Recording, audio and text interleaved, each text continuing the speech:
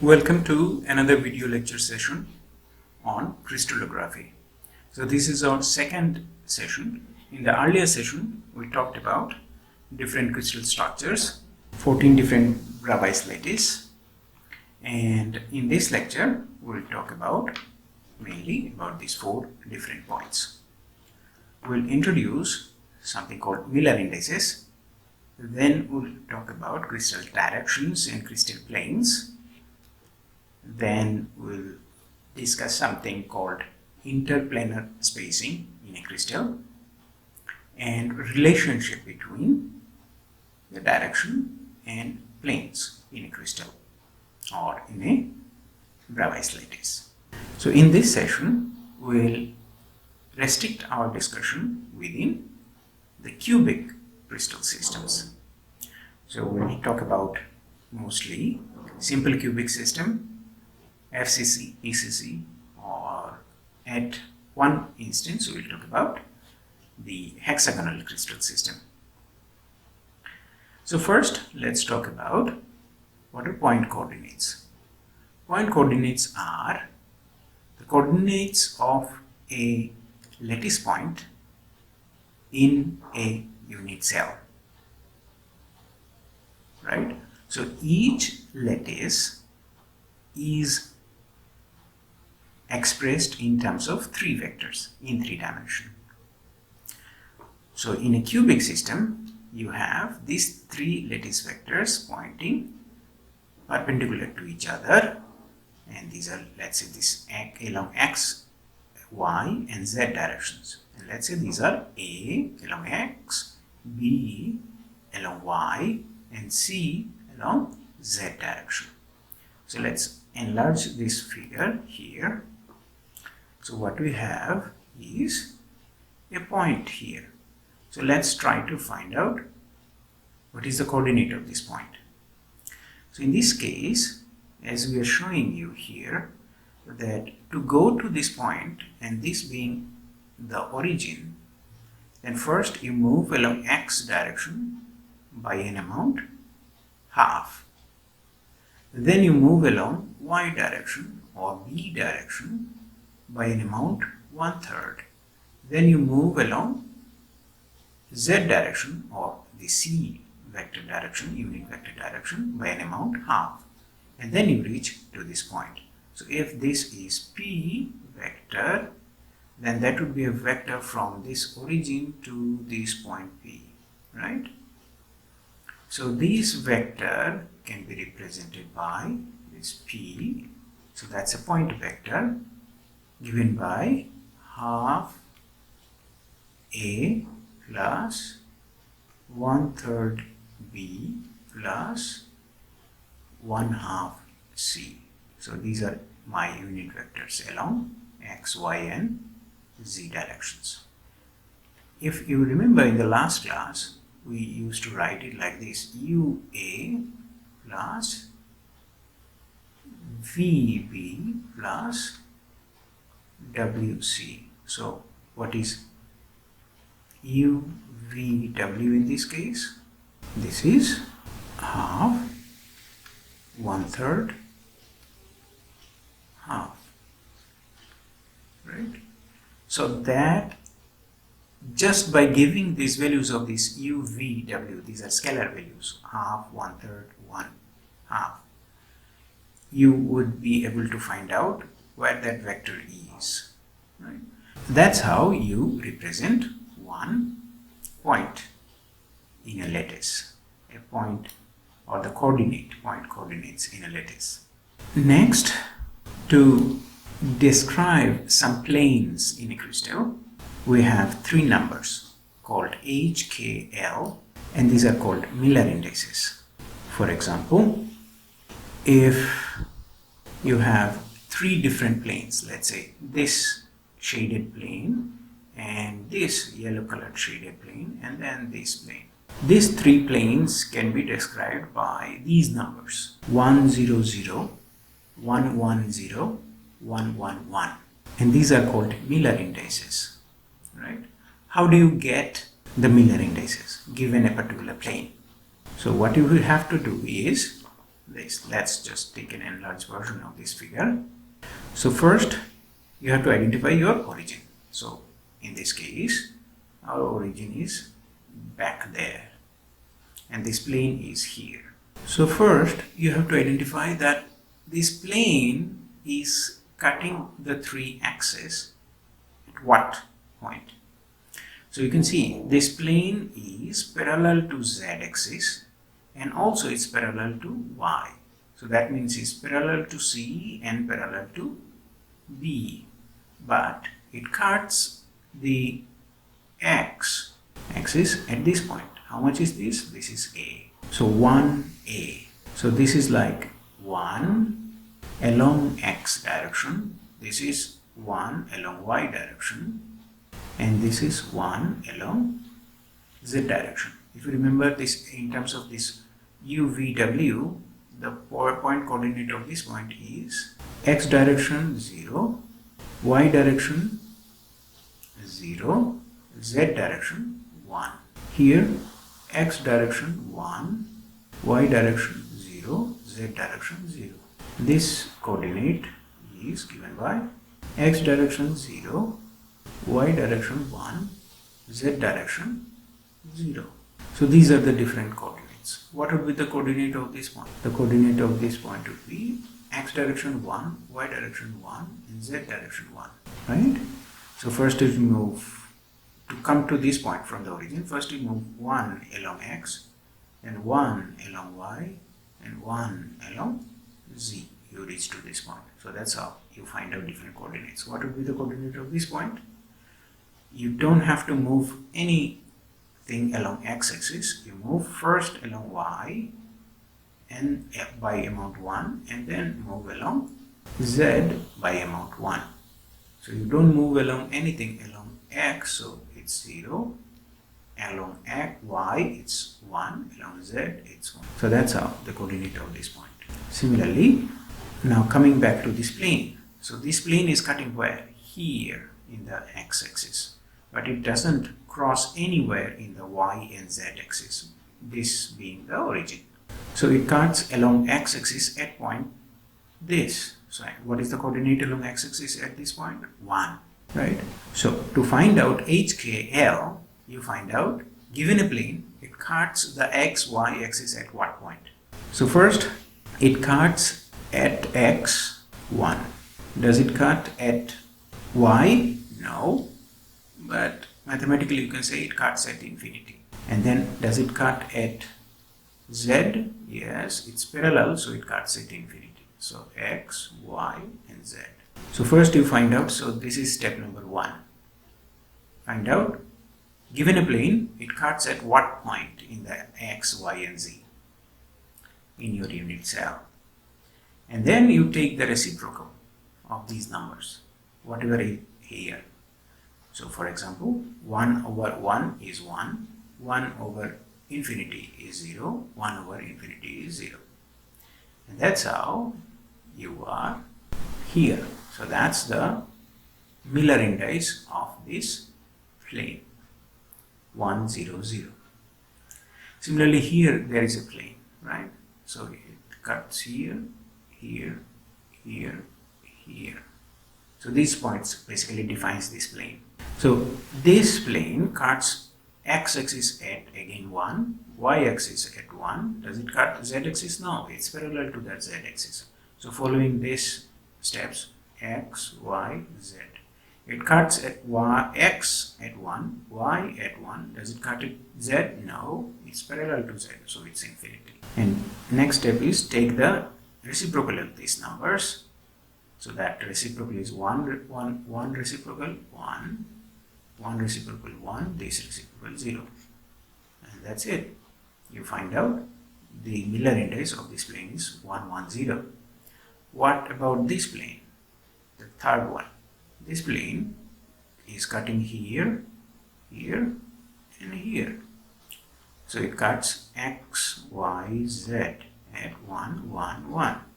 Next step, you take the inverse of it in 1, 1, 1. So the Miller index of this plane is 1, 1, 1. So that's how, given any plane, you can find out its Miller indices. right? So then sometimes you might find that given a plane, it's not cutting at these values, rather it's cutting at some other values. Let's say if I have a plane like this, so from here, here, and here, and then here. So it's like a plane which is cut just going through the meat of this unit cell. So it cuts y-axis at half. Z-axis, no, it's parallel to z-axis, it's parallel to x-axis. So to find out the Miller indices of this plane, what you have to do first, x, y, z. It doesn't cut anywhere in the x-axis, so it's infinity. Y-axis, yes, half. And then z-axis, again infinity. You take the inverse of it, that's the next step. This is 0, this is 2, this is 0. So you get your Miller index of this plane to be 0, 2, 0. Right? So in this way, you find out the Miller index of a plane. One thing you have to be very careful here is that Miller index of a plane is denoted like this with a first bracket or a brace. And then within this brace, without giving any comma, you give 3 different integers. Always you have to convert your Miller indices into, so this is your h, this is your k, this is your l. This h, k, l always is converted into a integer number. After reciprocal, you can divide it by a common number to make it, if it still remains a fraction, then you have to convert that by dividing or multiplying it by a constant factor, any factor that you like.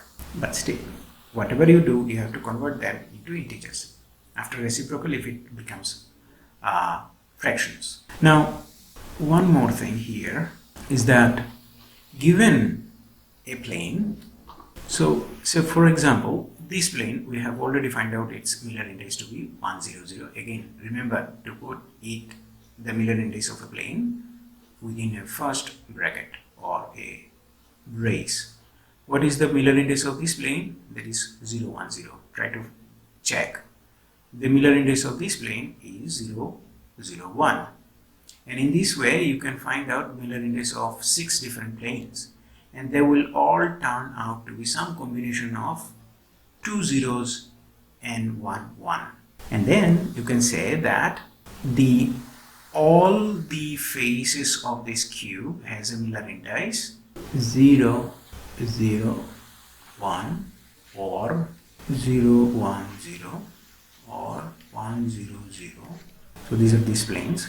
Or you can also have something like 0, 0, 1 this, then 0. You can also have some other planes, 3 more planes, and these are 0, 0, bar, 0, 1 bar, 0, 1 bar, 0, 0. So these are called equivalent planes. Okay. What is this 1 bar? 1 bar is like negative 1. So as I said, let's say you have considered your origin to be here. Okay. Right? So in that case, if you are trying to find out the Miller index of this plane, the origin is here, so it's you can choose your origin anywhere. Origin is immaterial. You can choose according to your convenience. So if you choose your origin to be here, not at that position, then you see this plane is parallel to x, parallel to z, but it cuts y at -1, right? So in that case, the Miller index of this plane with the origin being here would be 0, 1 bar, 0, no comma. Okay? So that's how, by changing the coordinates, you can change this 1 to 1 bar and so forth. So we call them all are equivalent because I can shift my origin at any time according to my convenience. Okay? So these 6 planes are called equivalent planes, and when you have a set of equivalent planes, you call them a family. And in that case, the family is represented by a second bracket. So you write something like 1, 0, 0. So this would mean all combinations of 2 zeros and 1 with the bar included. So this second bracket represents a set of planes or a family of planes, and these planes are these planes. So each individual plane is given by the first bracket, and all the combination of these planes are given by this second bracket. Okay, so similarly here, these are the planes having 2, 1 and 1, 0. Okay, so you can have different combinations of these, and these are all called a family of plane. How do you represent a family of plane of such planes? You would say 1, 1, 0, family of plane. So these are family of plane 1, 1, 1. You see, by choosing different coordinates, you can define your 1, 1 plane like this. And you see there are this bar here, here. They are all equivalent. Even if I say that our family of plane is 1, 1, 1, it would have 1, 1, 1. So that's one plane. Another plane would be 1 bar, 1, 1. Another plane would be 1, 1 bar, 1. Another plane would be 1, 1, 1 bar. So these are the 4 different set of planes here. Okay, you can even try. So understanding these crystal planes and directions, you need a lot of imagination and try to check that, right? So next, given different set of planes, you can ask what is the distance between two different planes, and that is this interplanar spacing. Okay, so if you have a set of planes, parallel planes, and those parallel planes are identified with the Miller indices H, K, L, okay, then the distance between such parallel planes is given by d, and that d is defined like this. Or other words, you can say d is defined by a divided by square root of, or dhkl is defined by h square plus k square plus l square, given a set of parallel planes h, k, l. You see, if I have 1, 0, 0, and then another plane 1 bar 0, 0. So these are parallel planes. So the distance between such parallel planes would be given by this formula, where you have to just replace this h, k, l by either 1, 0, 0 or 1 bar 0, 0. You see, whether it's 1 or 1 bar doesn't matter much, because here they come in squares. Okay, so that's how you find out the distance between two parallel planes. So here, what is this A? A is called the lattice constant. So given a unit cell which is cubic, a cubic unit cell is defined by A is equal to B is equal to C. So for this is a cubic system, so A is equal to B is equal to C, and let's say that is equal to some A. Okay, so they are all equal, and this alpha, beta, gamma are 90. So that A is this distance. From here to here it's A, from here to here it's A, and so forth. All sides are equal to A, the distance, the length of this different size of this unit cell, cubic unit cell. Now in a cubic system, that's how you calculate the interplanar distance d. For a tetragonal system, the formula changes to this form. We are not going to derive any of these. For orthorhombic, you just have to remember for the time being. And for hexagonal system, given a set of parallel planes, the distance between two consecutive parallel planes is given by this, where h, k, l are the Miller indices of those parallel planes. Next, what are crystal directions? Like crystal planes, you can define something called crystal directions. So here, as we have here, so that's our enlarged version of these figures. So a direction starting from this origin to this point, the direction is 0, 1, 1. That means you have to just first move along this direction by amount 1, along this direction amount 1 lattice unit.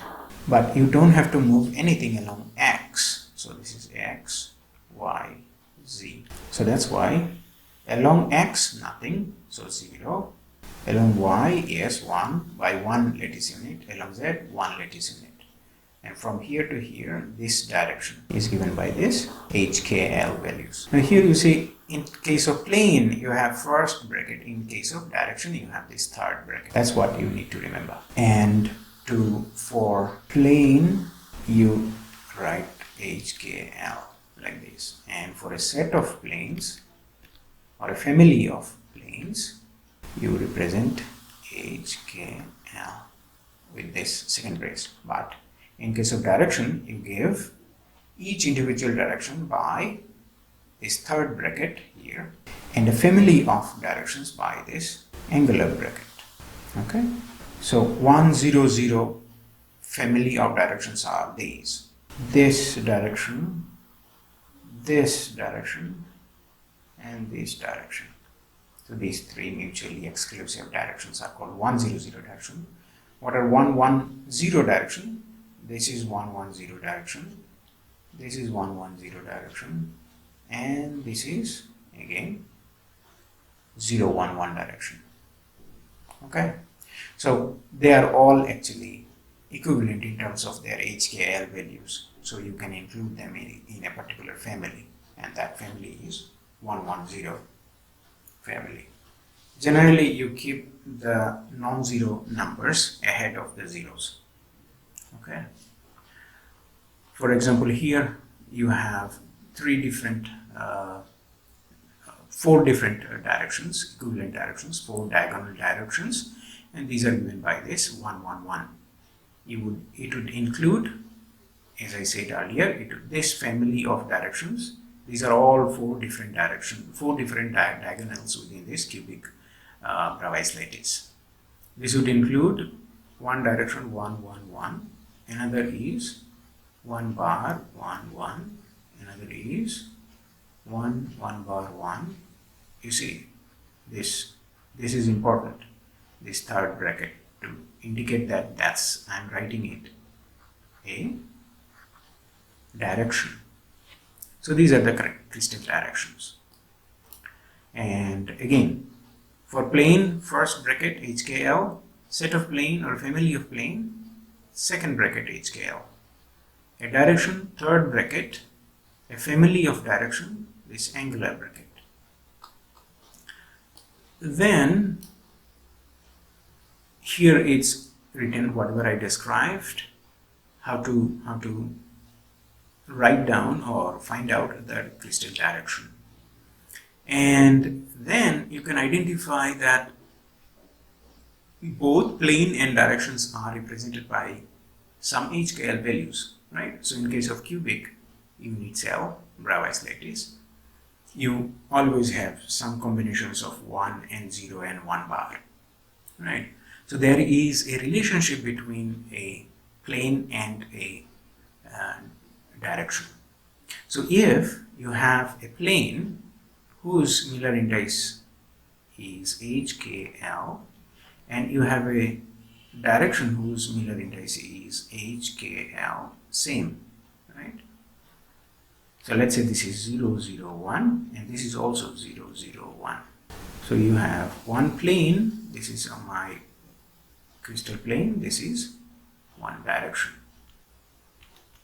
And these are such that their HKL values are same. In that case, the relationship is that first you will see, if you draw these planes and this direction, you will see that always a plane with the HKL values would be such that a direction with the same HKL values is perpendicular to the plane.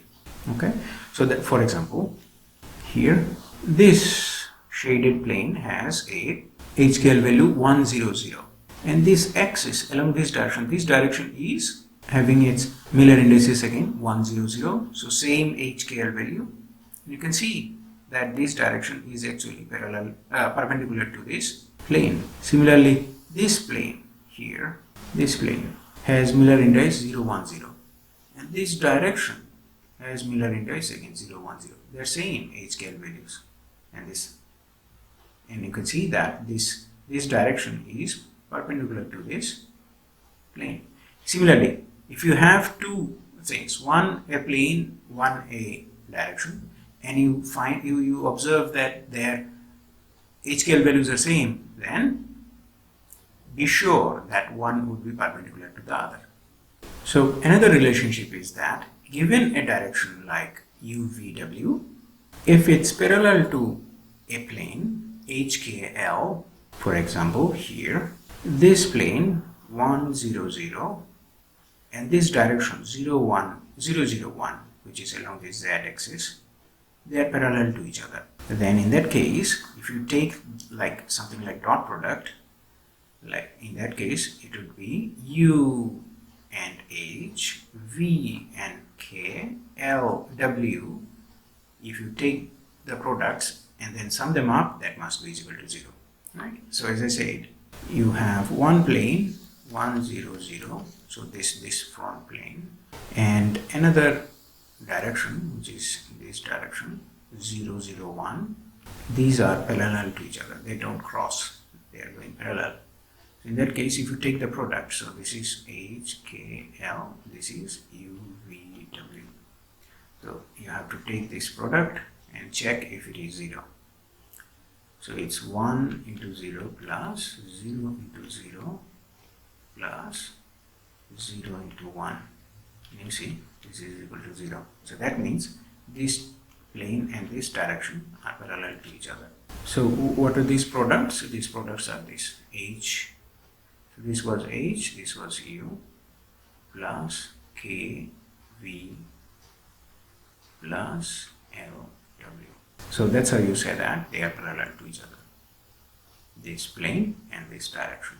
So this is one of the relationship between, another relationship between these two.